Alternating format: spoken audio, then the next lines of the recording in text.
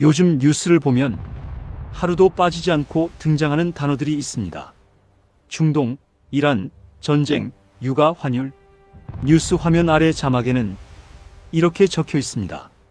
금융시장 변동성 확대, 국제유가 상승 우려, 단기 충격 가능성.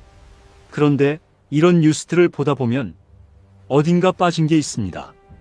바로 사람 이야기입니다. 지금 이 순간에도 호르무즈 해협 근처 바다 위에는 우리나라 국적 선박 수십 척이 움직이지 못한 채 머물러 있습니다. 그 배 안에는 집에 돌아가지 못한 우리 선원들이 있습니다. 밤이 되면 멀리서 들려오는 굉음, 그 소리가 기계 소리인지 포격 소리인지 아무도 장담할 수 없습니다. 배 안에는 충분한 식량이 없습니다. 이미 오래 항해한 배들은 한 달도 못 버틸 수 있다는 말이 나옵니다. 그런데도 어떻게 하라는 명확한 지침은 아직 나오지 않았습니다. 오늘 이 시간에는 주가 이야기보다 사람 이야기를 하겠습니다. 환율보다 현장을 보겠습니다. 1. 지금 중동 바다에서 벌어지고 있는 일. 현재 중동 지역은 단순한 외교 갈등 단계를 넘어 실제 무력 충돌 가능성이 현실적인 위기로 거론되는 상황입니다. 미국과 이란의 군사적 긴장이 높아지면서 중동 전역의 긴장 수위도 함께 올라가고 있습니다. 이 과정에서 가장 민감하게 반응하는 곳이 바로 호르무즈 해협입니다. 이 해협은 지도에서 보면 매우 좁은 바닷길이지만 전 세계 경제에서는 엄청난 비중을 차지합니다. 전 세계에서 사용되는 원유의 약 20%가 이 좁은 바닷길을 통해 이동합니다. 그래서 이곳이 흔들리면 기름값이 오르고 물가가 오르고 우리 생활비까지 영향을 받게 됩니다. 그런데 지금 이 해협 인근에 우리나라 국적 선박 약 40척이 운항 중이거나 대기 중입니다. 이 배들은 하루아침에 돌아설 수 있는 상황이 아닙니다. 이미 계약된 화물을 싣고 있고 국제 항로에 따라 움직이고 있기 때문입니다. 이런 상황에서 군사적 긴장이 높아지자 선원들의 불안은 점점 커지고 있습니다. 이 쿵쿵 소리만 나도 몸이 먼저 반응합니다. 현장에 있는 선원들의 증언은 뉴스에서 느껴지는 분위기와는 전혀 다릅니다. 밤에 포격을 봤다. 바다 쪽에서 섬광이 보였다. 컨테이너 떨어지는 소리인지 폭발음인지 헷갈린다. 배에서 일하는 사람들은 원래 소음에 익숙한 사람들입니다. 컨테이너를 옮길 때 나는 소리, 기계가 돌아가는 소리, 바람과 파도 소리까지 모두 일상의 일부입니다. 하지만 지금은 같은 소리도 다르게 들립니다. 혹시 공격은 아닐까? 다음은 우리 배가 아닐까? 이런 생각이 머릿속에서 떠나지 않습니다. 잠을 제대로 못 자는 선원도 많고 작은 소리에도 깜짝 놀라는 상황이 이어지고 있습니다. 이건 단순한 예민함이 아닙니다. 사람의 몸이 위험을 감지했을 때 나타나는 자연스러운 반응입니다. 전쟁은 포탄이 떨어져야 시작되는 게 아닙니다. 공포가 일상을 지배하는 순간 이미 전쟁은 시작된 겁니다. 식량과 식수, 그리고 시간이 문제다. 선박에는 항상 일정량의 식량과 식수가 실려 있습니다.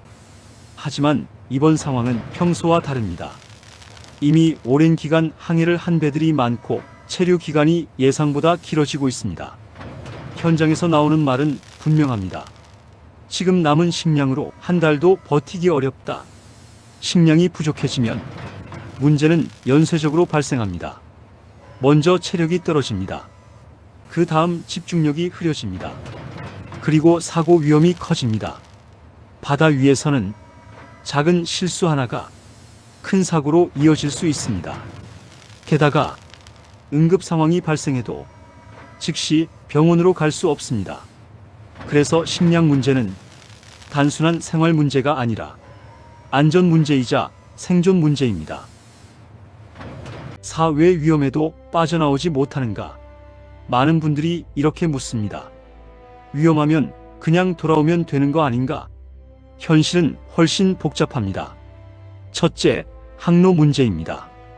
호르무즈 해협은 대체할 만한 길이 거의 없습니다. 우회하면 항해 기간이 크게 늘어나고 연료비와 비용이 급증합니다. 둘째, 계약 문제입니다.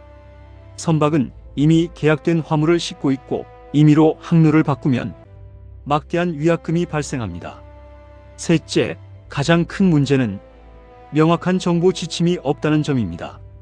언제 철수해야 하는지, 어디로 이동해야 하는지, 공격 시 어떻게 행동해야 하는지 구체적인 기준이 부족합니다.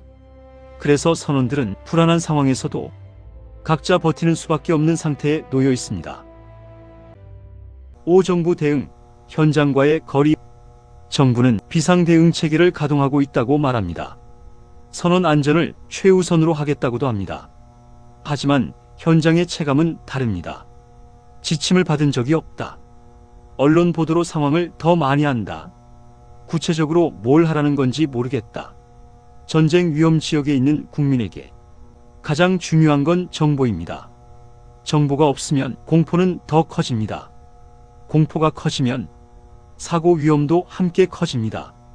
지금 필요한 것은 형식적인 발표가 아니라 현장에서 바로 적용할 수 있는 구체적인 지침입니다. 6. 이 문제는 결국 우리 문제다. 이 사태를 먼 바다 이야기로 넘기면 안 됩니다. 이 문제가 길어지면 기름값이 오르고 물가가 오르고 전기요금과 난방비까지 우리 생활 전반에 영향을 줍니다. 하지만 그보다 더 중요한 건 사람의 문제입니다. 지금 바다 위에 있는 선원들은 누군가의 남편이고 누군가의 아들이고 누군가의 아버지입니다. 그들이 무사히 돌아오는 것, 그것이 이 사태에서 가장 중요한 목표여야 합니다. 뉴스는 숫자로 세상을 설명합니다. 유가 몇 달러, 환율 몇 원, 지수 몇 포인트. 하지만 그 숫자 뒤에는 항상 사람이 있습니다. 지금 이 순간에도 바다 위에서 하루하루를 버티고 있는 우리 선원들이 있습니다. 이 사태가 조용히 지나가길 바라는 것보다 그들이 안전하게 돌아올 수 있도록 제대로 된 대응이 이루어지길 우리는 함께 바라야 합니다. 뉴스는 지나가지만 사람의 생명은 되돌릴 수 없기 때문입니다. 오늘 이야기가 남의 일이 아니라 우리 이야기처럼 느껴지셨다면 좋아요 한번, 구독 한번으로 이 채널을 응원해 주세요. 여러분의 응원이 현장의 목소리를 더 멀리 전하게 합니다.